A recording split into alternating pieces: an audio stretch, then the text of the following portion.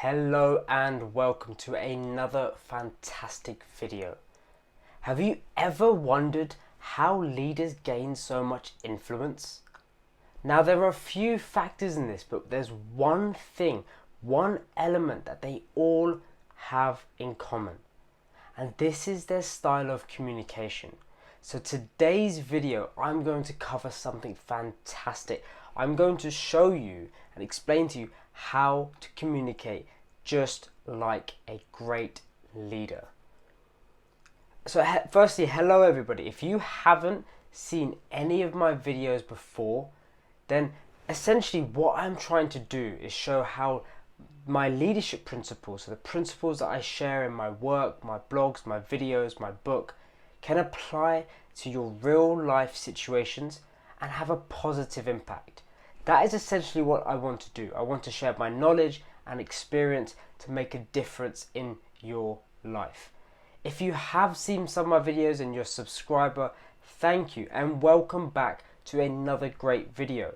So I'm going to get straight into it. How to communicate more like a leader. Well, firstly, I want you to imagine this. Look around you. Look towards the people that are in your immediate vicinity, your immediate sphere of influence, people that are not so immediate to you. So people that you see on TV, people you see on social media, politicians. But I don't just mean any people, I mean leaders. Look to somebody you see as a great leader. What do they do on a day-to-day basis? How do they act? How do they behave? Most importantly though, what do they say? And how do they do it? When you look to leaders that influence you or you look up to, you will notice that they have a certain way of communicating.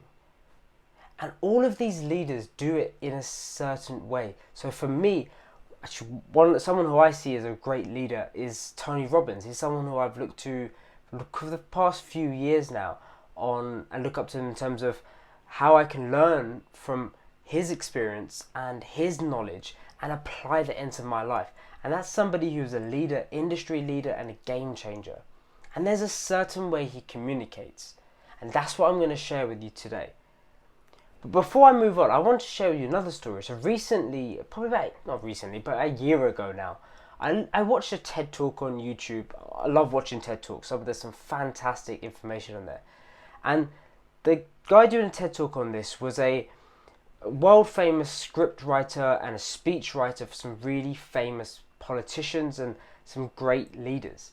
And he spoke about how leaders all communicate in a language called rhetoric.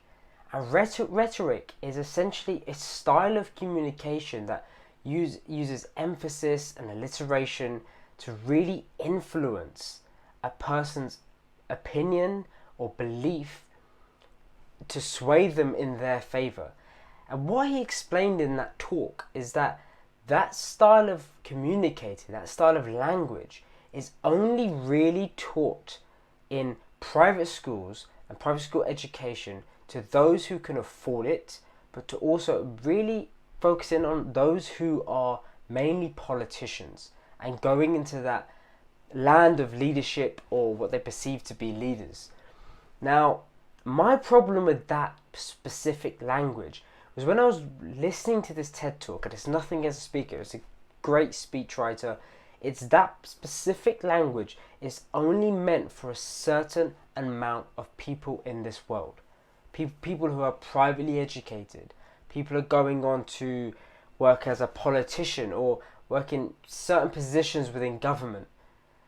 And this language, rhetoric, it is used mainly not to influence for a positive outcome, but to manipulate somebody's belief for personal gain. So for example, a politician, so you got a party, you got a debate, and say one politician who doesn't necessarily have that understanding and that learning of rhetoric versus somebody who does, the one who does is going to use that language to manipulate the audience's beliefs so that they will sway them to their favor. And that's essentially what they do. And I don't really like that, because leadership, essentially, in being very simplistic here, is the ability to influence another person. That's a gem. You want to take that away. But literally, leadership is the ability to influence another person. And I believe that a great leader does it for the positive gain of both parties. So, for example, if I'm in a leadership position, I want to influence somebody else's decision making or actions or behaviors to positively develop both of us and for positive gain of both of us, not to manipulate for my own personal gain. Right? That is the difference between a great leader and a not so great leader. So guys, if you're enjoying the video so far, before I move on, please hit subscribe to the channel. It really supports me, really helps me continue to do these videos. And also, if you feel like you've got any questions or you want me to tackle any specific videos, any specific dilemmas that you have, drop them in the comments. I love reading the comments and I will definitely respond. I definitely want to show how my principles can apply in your life too. Right, now I'm going to move on to how you can communicate more like a leader. Right, so I tackled one of the styles of communication which I don't believe is great for influencing, but more for the manipulation side. Now, if you look at great leaders, there is 2 or 3 ways that they all communicate to really develop trust and connect with the person. If you've read my book, then one of the key behaviors of a leader is in order to influence somebody, you need to develop trust and connection. And that is done, and in the context of communication, that is done in 3 different ways. The first way is by being clear and concise in your language. The second way is by being inclusive in your language.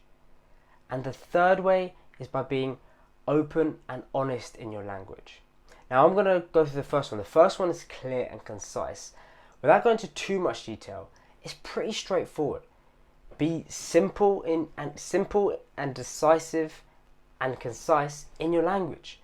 So if you're trying to get a point across, don't waffle. Don't stand there, oh yeah, I'm not sure, yeah, okay. And if someone asks you a question, oh yeah. No, be very direct and clear and concise with your direction and your communication. People respect that, people trust that, and people will start to connect to you better. The second point, which is inclusive language, this is definitely about building a connection. Right, now this is along the lines of, rather than using words like I and you, which are very blame focused and egocentric words, we want to focus on words such as we and us. So if I'm doing a speech to an organization or a team, I'm going to be saying sentences like, we need to work together to tackle this problem. Not, I want to succeed, so you need to do this, you're not doing any better, you're failing. That's very blame and egocentric focus. Right, and the third element is open and honest communication. People can have bullshit detectors. They can read and sense when people are lying to them, and they don't want to be lied to.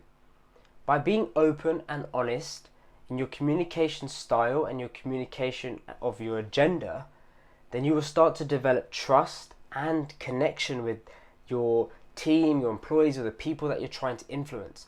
And when you put those 2 together, you will develop a greater level of influence. Right, now, just take for example, if I'm going to, I work for a company and I'm a project manager, and they've asked me to communicate the new business strategy going forward. Right, now, I can either say to the team, I could put a presentation on the board and say, hey, yes, so the business has got a plan, and what you need to do is just meet your goals, meet your targets. The business got a plan.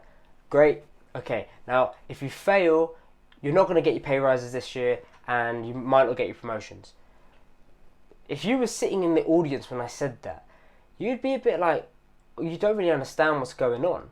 Some of the consequences of not communicating in a clear and concise way, open and honest way, or inclusive way, is that you have if you were sitting there, imagine this, you'd be a bit confused, you'd be a bit frustrated, you might be a bit angry towards me and the business, your demotivation, lack of confidence, lack of direction, and the list just goes on and on and on. Those are just some of the consequences.